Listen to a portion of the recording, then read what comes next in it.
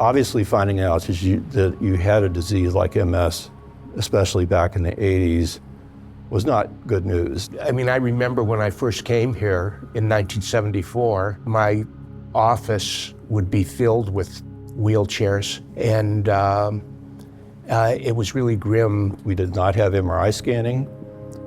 CT scanning was available, but was not easily obtainable and was not very useful for MS. When beta serum became available, and between 1993 and 1996, you could get it only through a lottery.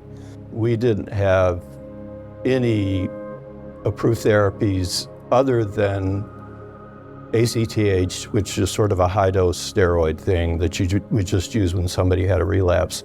So basically, we had almost no treatments.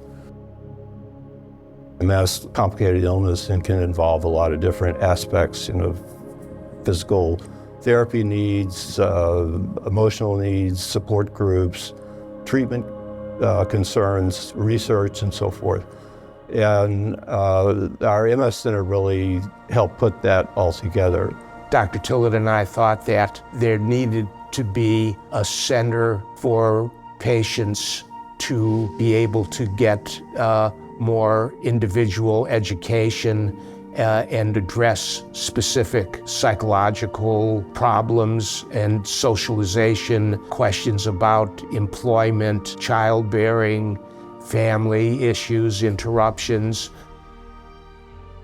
Initially, we had an MS center, and that's what brought me to Norton's willingness to continue to support multiple sclerosis center that Dr. Tillett and I had co-founded. Yvette Rojas and Robin Tillett formed the core of the Louisville Comprehensive Multiple Sclerosis Center.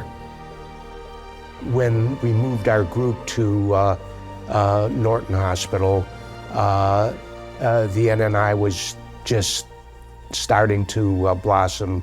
I think that the Norton Neuroscience Institute, the MS Center, is one of the leaders in the care of MS. It starts with a nurse navigator who meets face-to-face with a patient, acts as a liaison for them, answering all questions, going through all the disease-modifying therapies with them, helping them with this enrollment process, which can be very scary. It does provide state-of-the-art, latest treatments, which are FDA approved for MS patients. Social Security disability lawyer that comes over to the Resource Center. MS 101, which is a workshop for newly diagnosed MS patients. We also have a nutrition specialist that can communicate with patients. Rapid access for our patients, be it in testing, MRIs, laboratory services. Our Resource Center creates very specific programs, say, for example, women with certain issues. African American support groups are highly important, and there are other support groups that are very specific that help people feel like they belong. Pharmacy services, neuro rehab services, several infusion centers. So it really gives a very good comprehensive set of educational tools for patients.